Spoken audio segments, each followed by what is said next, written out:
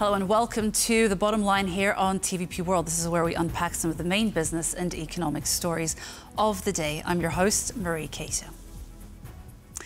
17 rounds of sanctions and Russia is still standing despite the economic challenges it is facing.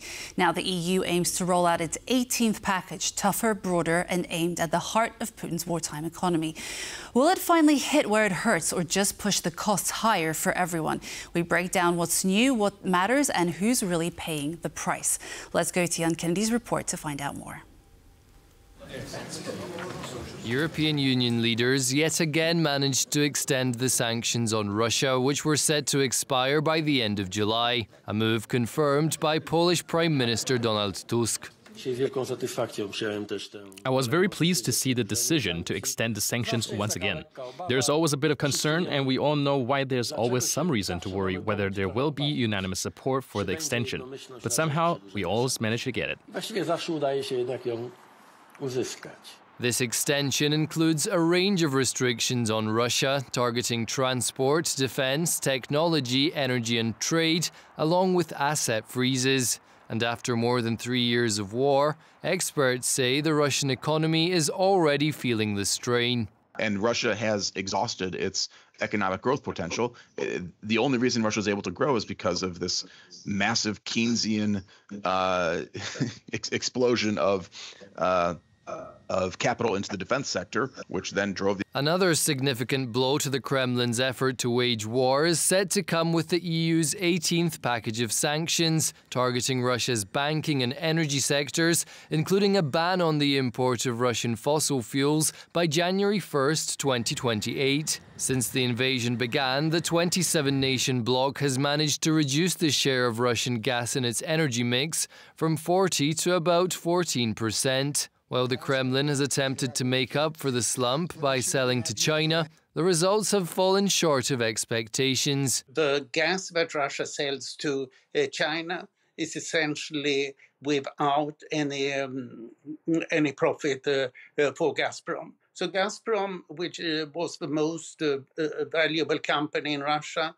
and had the highest profit and the biggest taxpayer, is not likely to contribute much to the Russian federal budget for the foreseeable future. Crude oil imports will also fall within the scope of the ban. Landlocked Slovakia and Hungary, however, have expressed reservations.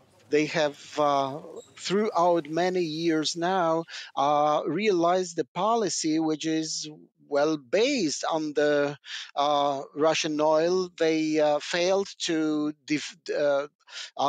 differentiate the sources of energy, and as a result, they are now in a position where they cannot really accept any major limitation of their access to the Russian oil. Meanwhile, the Czech Republic has achieved full energy independence from Russia. Mero, the country's oil transporter, made this possible after doubling the capacity of the TAL pipeline, running from the Italian port of Trieste.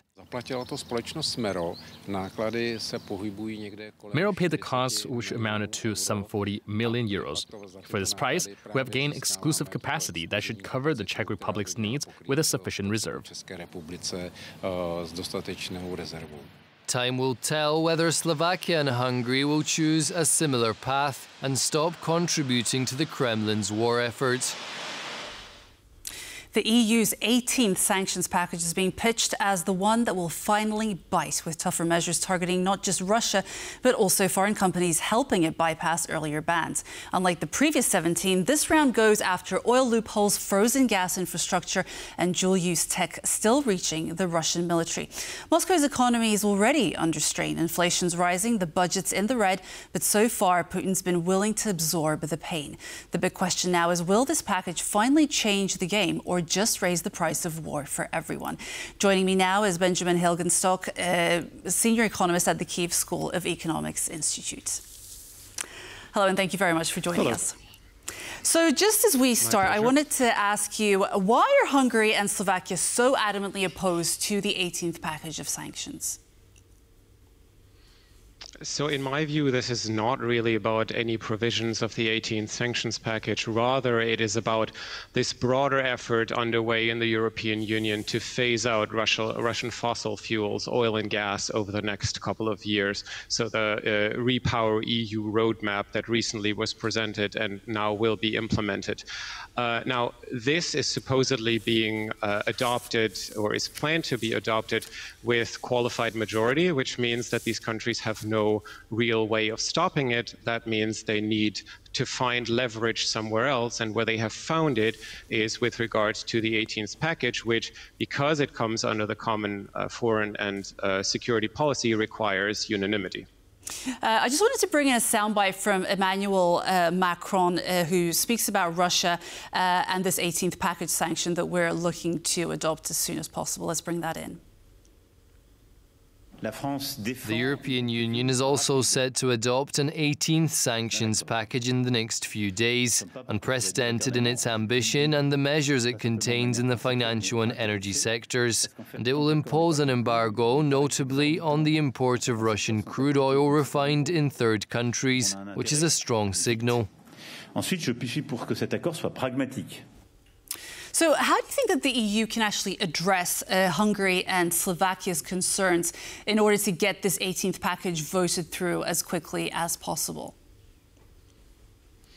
Yeah, this is actually quite difficult, because I think the reasons for their unwillingness to move away from Russian oil and gas is political in nature and not economical. As you have shown in the video, it is possible for countries that used to feed their refineries with Russian crude oil to move away from that, as the case of the Czech Republic clearly shows. I'd also like to emphasize that Austria, in the area of natural gas, just a few years ago was almost completely dependent on Russia for supplies, and now doesn't import any Russian pipeline gas anymore at all. So that shows it's, from an economical perspective, it's completely possible. These countries just choose to not to do that for political reasons, and that makes it quite difficult to address their concerns, because the concerns are not really good faith in nature. Indeed. I just wanted to go back to the 17th package announcement. The fact that the announcement of the 18th package came on the heels of the 17th package suggested, or perhaps suggested, that essentially the 17th didn't originally do the job. Are the sanction packages the way forward? Because it almost feels as though Europe is digging its heels in and making the same mistake over and over again. Obviously, not everyone may necessarily agree with that. Yeah, I actually wouldn't agree with that. The issue with the 17th package is that it came basically at the same time than the trip of several European leaders to Kiev, Merz, Macron, Starmer, and Polish Prime Minister Tusk, right before the negotiations between Russia and Ukraine were supposed to take place in Turkey. And those leaders made some statements about how to pressure Russia into participating in good faith negotiations. And then the 17th package was adopted. But the truth of the matter is that the 17th package had been in the works for weeks or even months and had nothing to do with the stepped up pressure that these leaders were talking about. And that, I think, created the need to relatively quickly, more quickly than otherwise intended, move on to an 18th package. A new element of this 18th package is the proposal on the ban on transactions via the Nord Stream 1 and 2 pipelines. And the EU wants to stop Russia from generating revenues via this route, along with a price cap on Russian crude lowered from $60 to 45 per barrel, aligning with the G7 strategy. How much will this bite the Russian state income? So on the first point of Nord Stream 1 and 2, I think this is a very welcome development. It will take this these slightly grotesque rumors about the pipelines potentially re-entering service off the table in several countries, including Germany, where I sit. That is very welcome. But we should be honest and admit that this will have no immediate impact on Russia. There is no gas flowing through the pipelines right now. It just means that will continue to be the case, but the impact on Russian export earnings or the Russian budget from that measure is basically zero. On the price cap, We have long argued for a lower price cap, and we believe that this is possible, that it would not reduce Russia's willingness to produce oil and supply it to the global market. The problem with the price cap is that it is not complied with. This is an issue that we've seen basically from the start. So now if we change the price cap from $60 to $45 a barrel, that really doesn't do very much if we do not at the same time fix the issues with price cap enforcement, specifically the fact that we're not receiving credible pricing information that actually allows us to assess whether there is compliance or not, and to enforce against violators if there is no compliance. So without these kind of measures, just reducing the level of the price cap, I'm afraid will not have a meaningful impact on Russia. Which takes me to my next question. Recent numbers suggest that Russia's economy is being challenged. So is there a chance that, given this 18th package of sanctions, that Putin is going to actually give into peace discussions? Volodymyr Zelensky also claims that it's a $30 price cap on oil that is what will block Russia from funding its war. So should the EU rather focus on creating or moving towards that price cap rather than on further sanctions packages? So let's be clear, a properly enforced $30 a barrel price cap on Russian crude oil would make a very, very large difference for Russia's ability to continue its war of aggression against Ukraine, and it would perhaps change the calculus for Vladimir Putin in terms of coming to the negotiating table. Right now, it very much looks like Putin thinks the longer he sits this out, the better the situation is going to get for him. We have to change that, and tough energy sanctions would actually do that. But again, this price cap has to be enforceable, and to provide it with leverage, we also at the same time need to deal with the problem of the shadow fleet, because there's still a very large share of Russian oil transported on shadow tankers, and the price cap simply doesn't apply to these ships. So how do we ensure that this price cap is actually enforced in the right way so that it is effective? So the fundamental issue is that we're receiving this information on the pricing of Russian oil that then allows us to tell whether there is compliance or not. We receive this information from actors that we should not trust whatsoever. So the entities issuing these so-called attestations with the pricing information, they're largely Dubai or elsewhere based oil traders that are very likely connected to Russian energy interests. This is not going to work. The only thing that is going to work is to receive the information from someone that can be trusted. For instance, the buyers of Russian oil in countries such as China and India. Unfortunately, I haven't really heard anything about these kind of discussions happening in the context of the discussions over a lower price cap. And also, it is worth emphasizing that the price cap is not an EU measure. This is a coalition, the price cap coalition, that includes several other G7 countries and countries outside of the G7. So the EU cannot unilaterally reduce the price cap. It needs to do this in a coordinated effort together, for instance, with the United States. And I'm not entirely sure if there's interest in Washington to invest political capital into this policy right now. At some point, can the EU expect the sanction packages to turn against its own member states? In other words, how many more packages before the impact becomes detrimental to the EU itself? Earlier, you mentioned that it's more of a political challenge than an economic challenge itself. But as we can see, there is increasing friction between member states. But this friction is political in nature and has nothing to do with the actual economic impact from the sanctions packages. I don't really see that risk. The risk is rather that we're not willing to accept costs ourselves, and this is why we're not going further. There's simply no consensus, political consensus right now in the European Union to move further with tough sanctions on Russia, especially its energy exports. And as long as that is not done, the impact on Russia will be noticeable for Russia. It will exacerbate the existing economic vulnerabilities that you've been talking about, but it will not fundamentally undermine Russia's ability to continue this war and pay for this war. If the sanctions are not bringing the results that we want, i.e. peace in Ukraine, what is the way forward? Because essentially we're looking at 3 years of war, 17 sanctions packages, perhaps 18 shortly, and millions of deaths.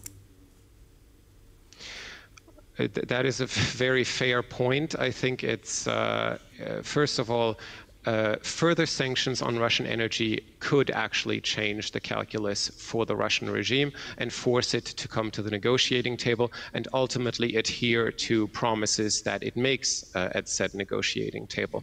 We're not at that point right now, unfortunately, but if we say decided that the sanctions strategy wasn't working, this would mean just dramatically higher costs in terms of financial and military support to Ukraine, because basically we would then give Russia the ability to finance this war without any limitations.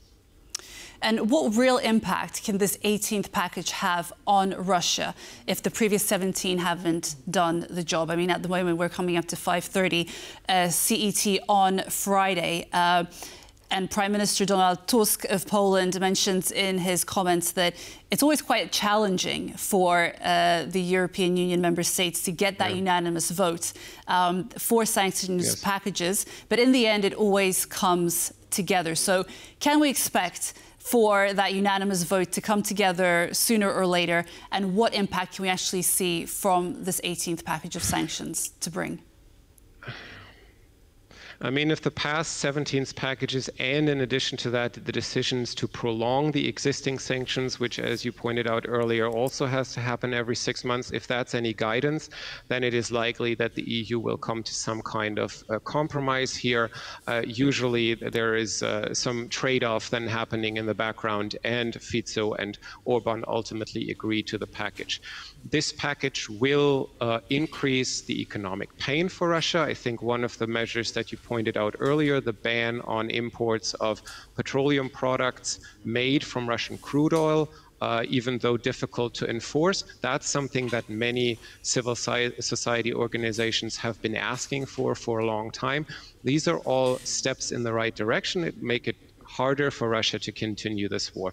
But I think it's fair to say that this is not a game changer, and to an extent, that's also not a realistic expectation. The problem here is rather that those European leaders, when they traveled to Kiev a couple of weeks ago, they raised expectations to a very, very high level. And based on the political situation in the European Union, it is very difficult to live up to these expectations. And that's ultimately what we're seeing right now.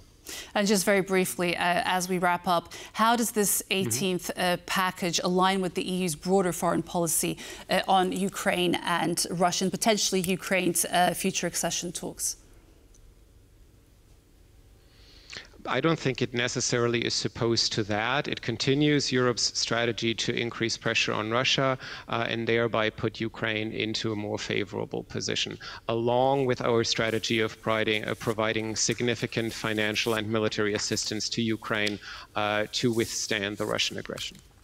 OK, Benjamin Hilgenstock, Head of Macroeconomic Research and Strategy. I apologize earlier, I got your position wrong. Thank you so much for joining us. It was great to see you again.